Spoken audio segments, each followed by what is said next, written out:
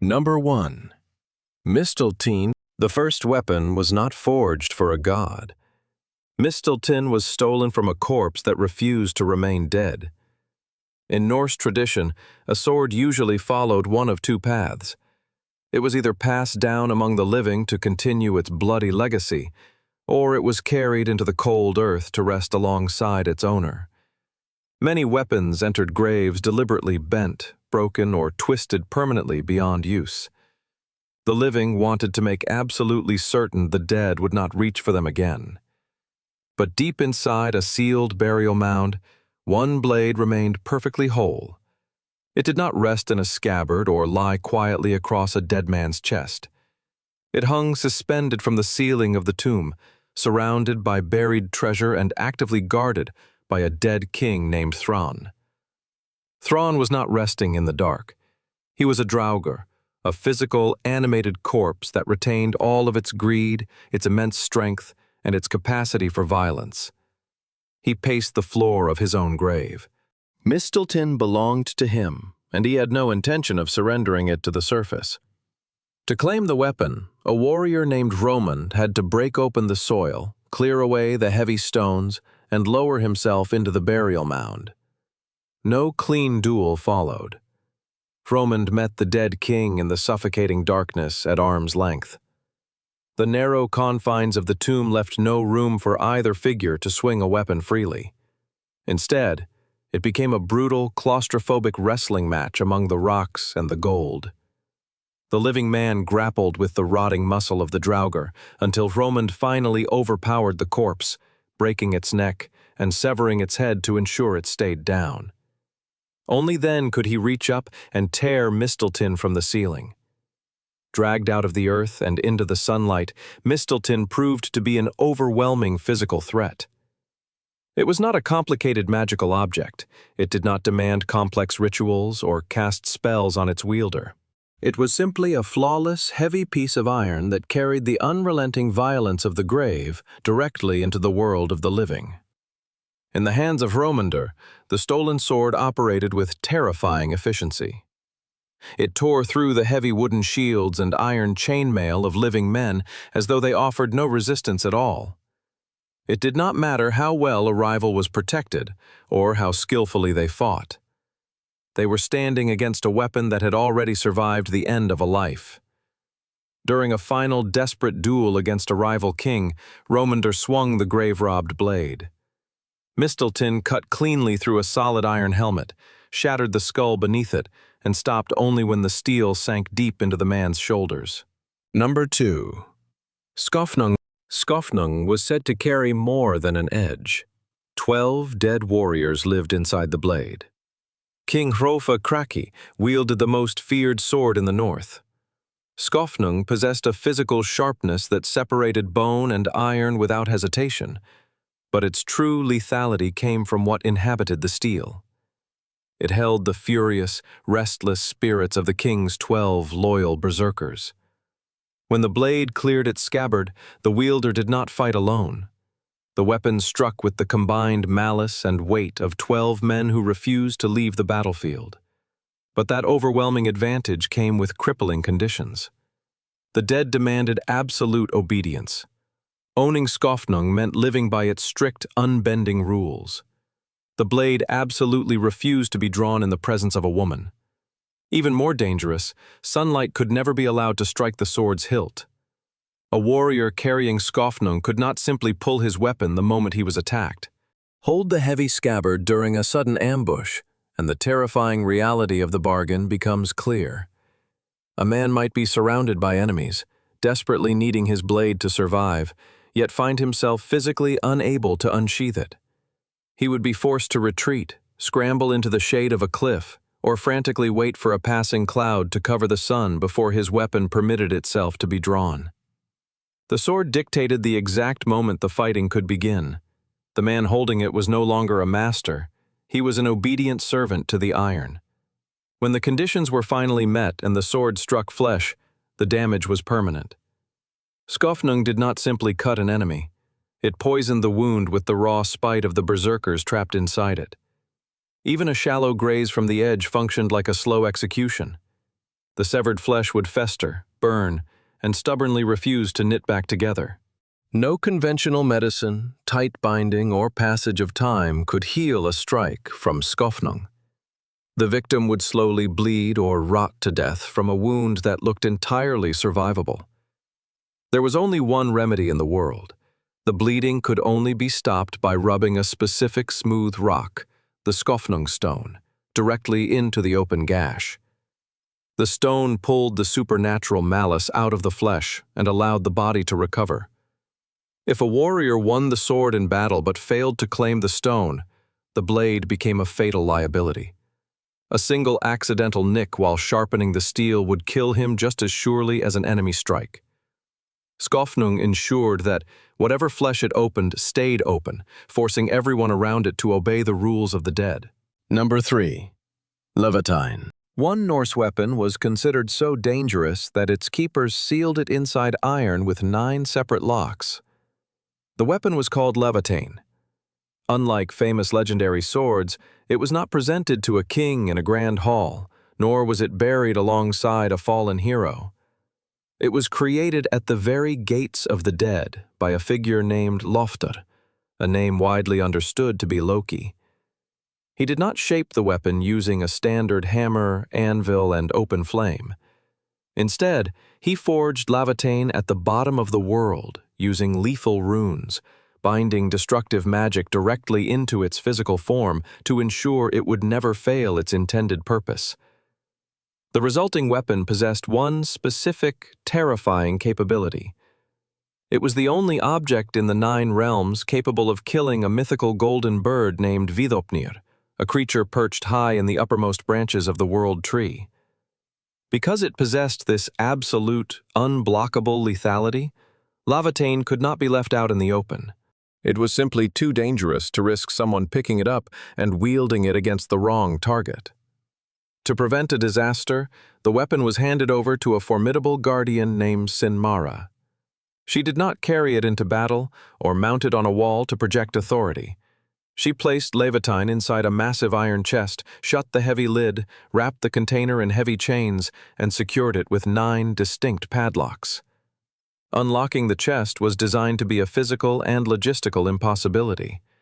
Sinmara demanded a staggering cosmic trade, a specific, unearthly feather, just to consider turning the keys. The weapon was locked away permanently, functioning as a terrible hidden threat rather than an active blade. But this extreme security created a strange historical consequence. The Guardians succeeded in keeping the weapon out of sight, and in doing so they erased its physical identity entirely. The surviving texts tell us exactly who made Lævateinn, where it was forged, who kept it, the impossible price to reach it, and the exact creature it was destined to kill. But what exactly was hidden inside the chest? The ancient records fall completely silent.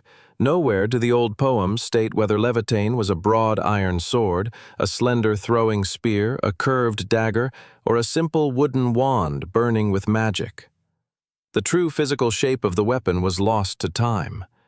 The ultimate irony of Lævateinn is that its keepers protected it into complete obscurity. By ensuring that no unauthorized hand could ever reach the weapon, they ensured history would forget how it was meant to be wielded. Today, it remains defined only by the 9 rusting iron locks that kept it contained. Number 4. Dáinsleif. Dáinsleif did not merely make killing easier, it made killing compulsory. It was forged by dwarves deep underground and passed into the hands of King Hogni. The weapon possessed the terrifying traits expected of a legendary Norse blade. It never missed the target it was swung at, and its edge was so deeply poisoned by dwarven magic that the wounds it inflicted would never close. But its true danger was not its physical sharpness. It was the absolute, unbending rule placed upon its iron. Once Dáinsleif cleared its scabbard, it physically could not be sheathed again until it had taken a human life. This condition stripped its owner of a crucial sovereign power, the ability to show mercy. A king normally draws a sword for many tactical reasons. He might draw it to intimidate a rival, to command the attention of his troops, or to threaten violence in order to force a desperate peace treaty. Hogni possessed no such freedom.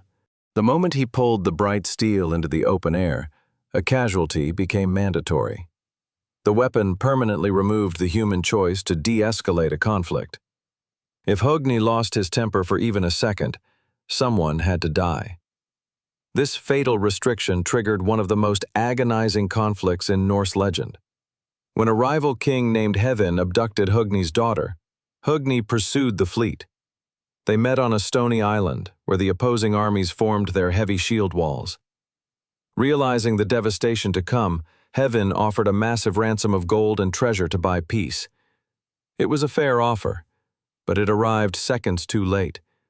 Hogni had already drawn Dáinsleif in his initial fury. He stood on the battlefield holding a naked blade that aggressively refused to return to the leather at his hip. Diplomacy was no longer physically possible. Hogni informed his enemy that the sword had been drawn and therefore the slaughter had to begin.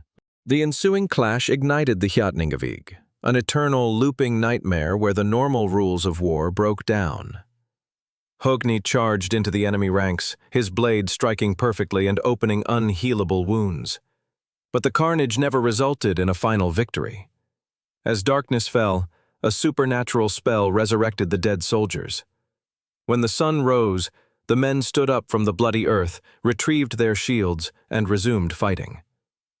Dáinsleif was designed to guarantee total battlefield supremacy. Instead, it trapped its master in a brutal war of attrition that would last until Ragnarok. Hogni remained locked in an eternal cycle of violence, forever forced to swing a dwarven sword that could never be put away. Number 5. Tyrfing. Tyrfing was forged to win every battle, and cursed to destroy the family powerful enough to own it. King Svafrlami captured 2 dwarves, Dvalin and Durin, trapping them outside their underground doors. To buy their lives, the dwarves were forced to forge a masterpiece. They delivered a blade of terrifying physical perfection. It would never rust, it would cut through solid iron and stone as if they were cloth, and it would guarantee absolute victory to the warrior who swung it. But as the dwarves retreated into the safety of the dark earth, they shouted a curse directly into the freshly cooled metal. The weapon would demand a man's blood every time it was drawn. But unlike a simple, bloodthirsty edge, Tyrfing was hardwired to alter history. The dwarves cursed the sword to commit 3 great historical evils, and to ultimately kill the very king who had extorted them. Svafrlami struck the stone door in a rage, slicing cleanly through the solid rock. But he was too late.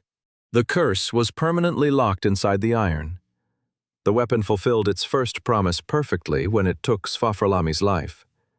Taken from his corpse, Tyrfing then began its slow, generational devastation. It passed down through a royal dynasty, carried by champions, berserkers, and the fierce shield maiden Hervor. For years at a time it functioned flawlessly in war. It carved through rival shield walls, secured massive wealth, and made the royal family practically untouchable by outside threats. But the dwarven curse always caught up with the bloodline. The weapon actively maneuvered its wielders into tragic, unavoidable disasters at home. It did not take over the minds of the people who held it. It simply forced circumstances where lethal violence resulted in devastating kinslaying. A king relying on Tyrfing to secure his borders would find himself in a sudden, violent dispute in a great hall. When the chaos ended, he would look down to realize the drawn blade had just taken the life of his own brother.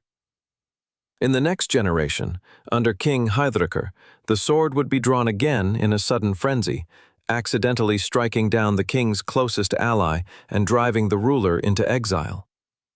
Every time the family used the unmatched dwarven edge to expand their kingdom, they were pulling the trigger on another piece of the ruinous curse.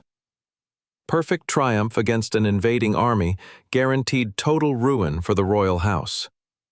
The dynasty slowly tore itself apart from the inside, trapped by their total reliance on a weapon they could not afford to discard, yet could not survive keeping. Long after the kings had slaughtered their brothers and the shield maidens had turned to dust, the blade itself remained completely unscarred. Tyrfing lay flawlessly sharp and glittering in the dirt, having easily outlived the entire royal family it was built to protect. Number 6. Gram. Before Sigurd killed a dragon, his sword had already been chosen by Odin, shattered by fate, and forged a second time. The story of Gram did not begin in a blacksmith's forge. It began in the center of a great feasting hall, where a massive living tree named Barnstalker grew right up through the floorboards. During a wedding feast, an unknown old man wrapped in a heavy cloak walked into the crowded room. He carried a shining sword. Without speaking to the guests, he stepped up to the tree trunk and drove the blade deep into the solid wood, sinking the steel straight up to the hilt. He announced that whoever could pull the weapon free would keep it as a gift.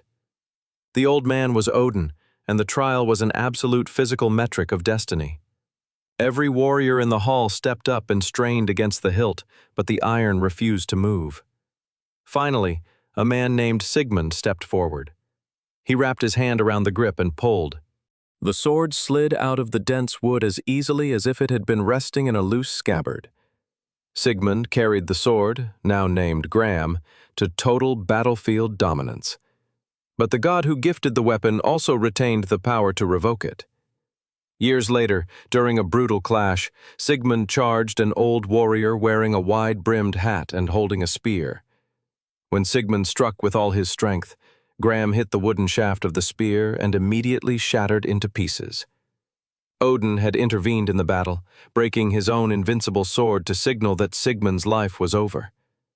But the broken pieces of the sword were not discarded.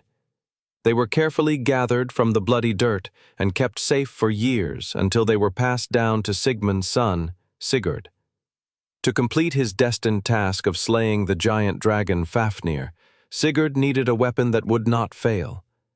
The mastersmith Regin took the shattered fragments of Odin's gift and plunged them back into the white-hot forge. The reforged Gram emerged fundamentally transformed. To test its new strength, Sigurd raised the sword and drove it straight down onto Regin's solid iron anvil.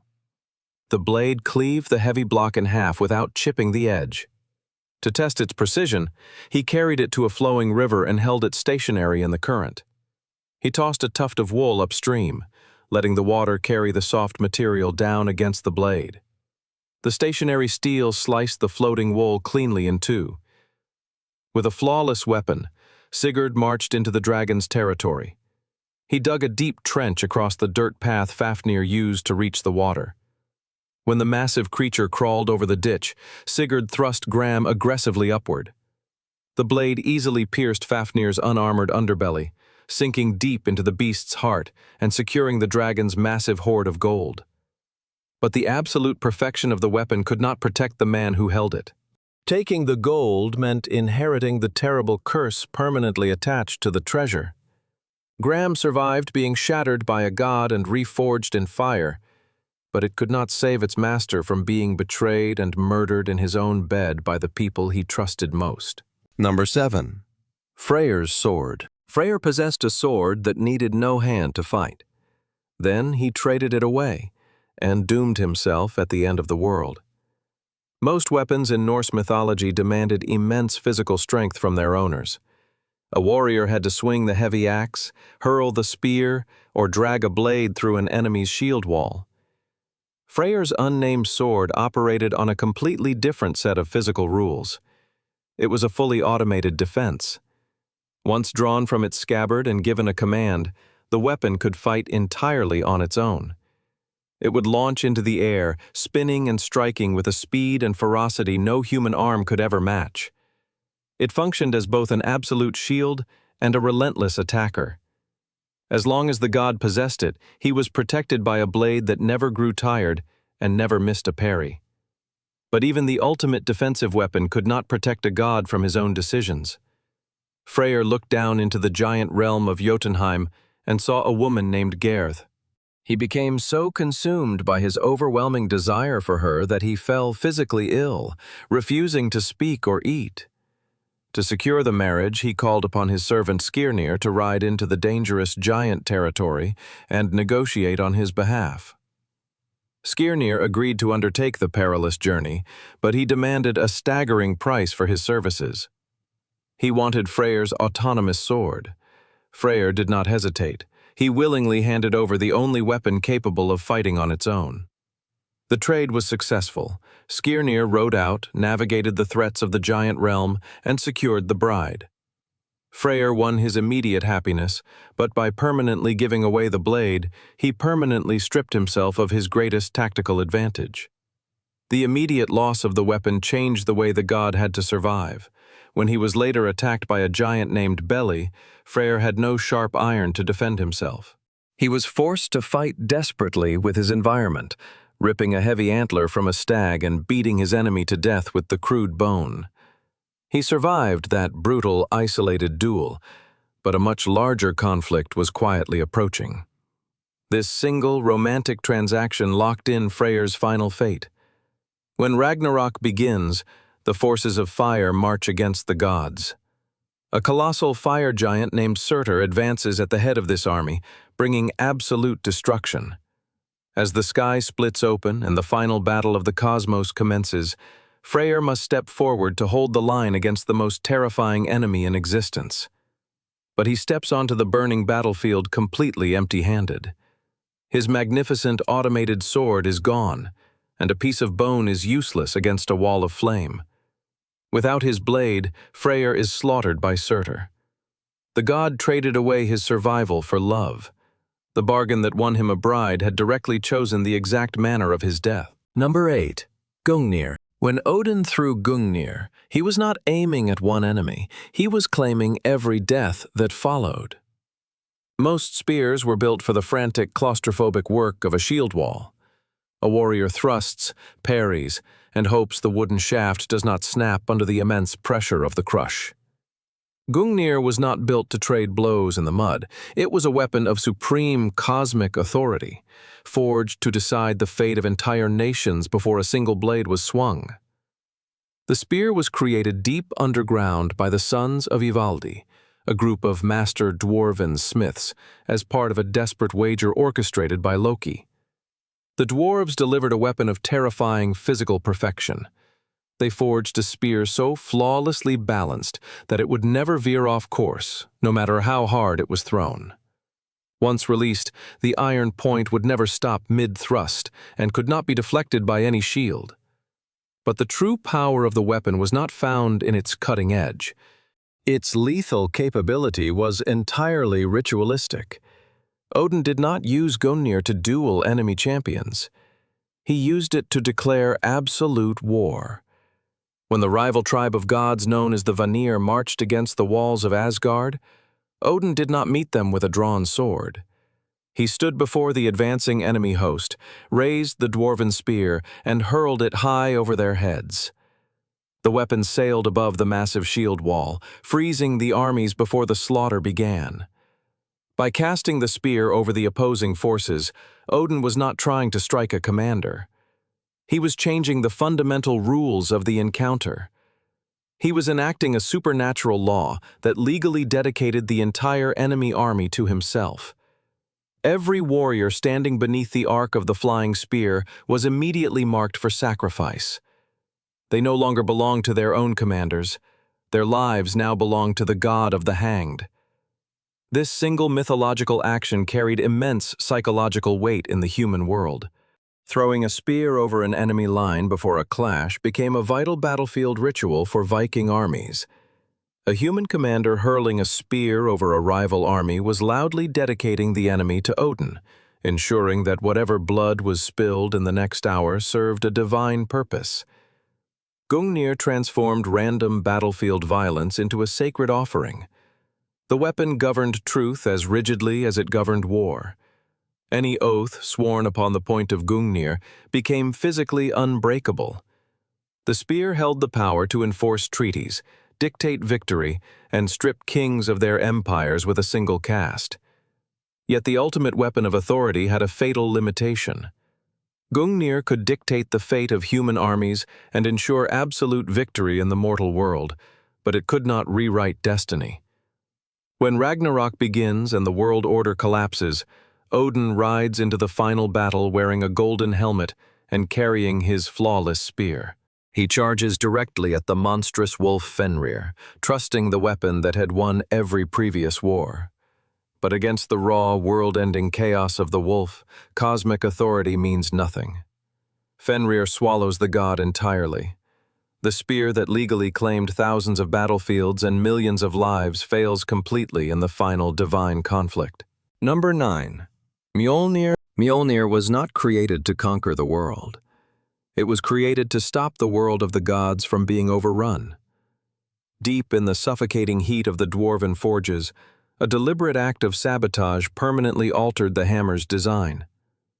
While the master smiths Brokkr and Atri worked the massive bellows, a fly, secretly the trickster Loki in disguise, mercilessly bit the dwarf pumping the air. The intense pain caused a momentary break in the rhythm, dropping the temperature of the forge at a critical second.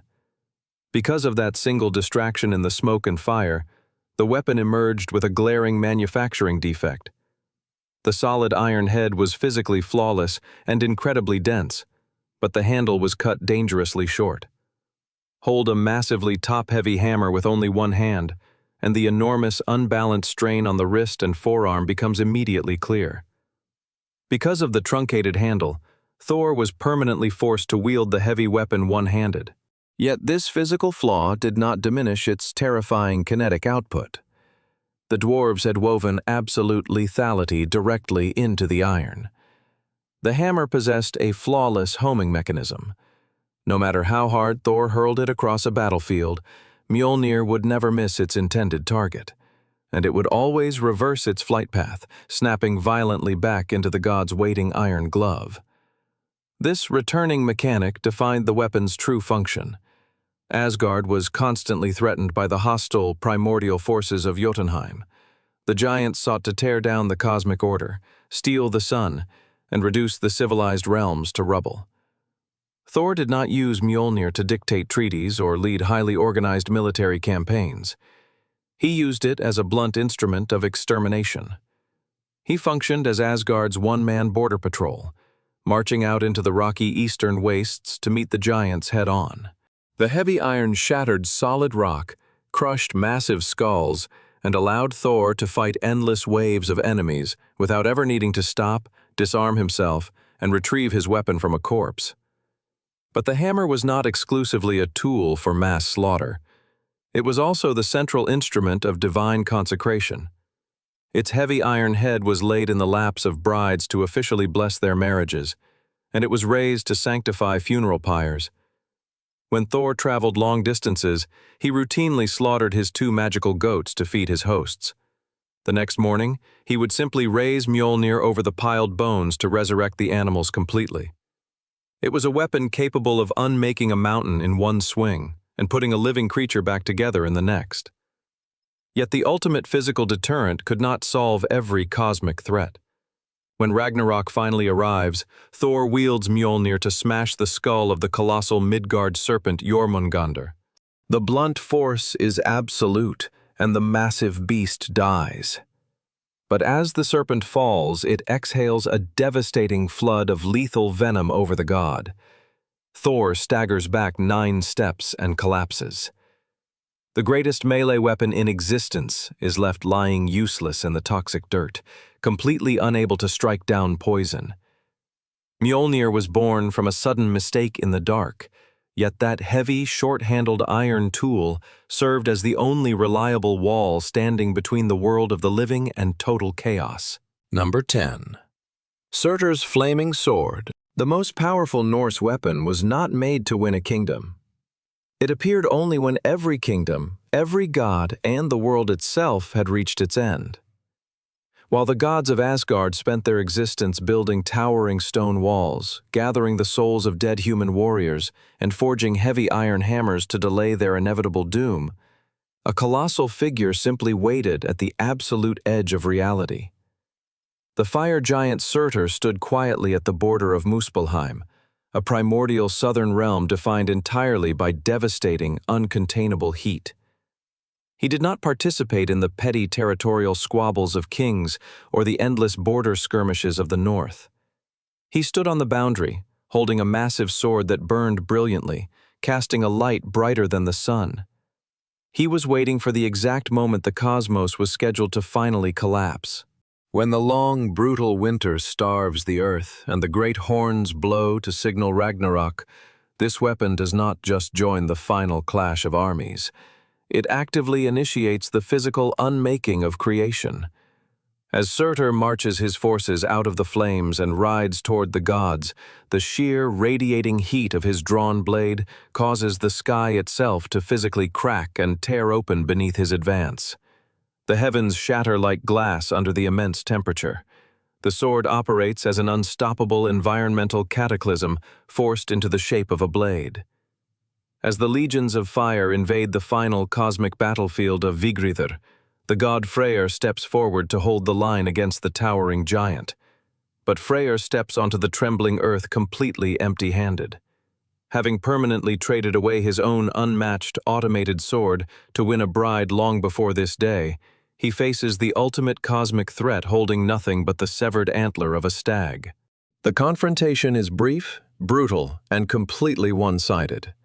Surtur brings the blinding, impossibly hot blade down, easily slaughtering the unarmed god and violently removing the final divine obstacle to total destruction. With the greatest divine champions dying in the mud around him, Surtur does not lower the weapon.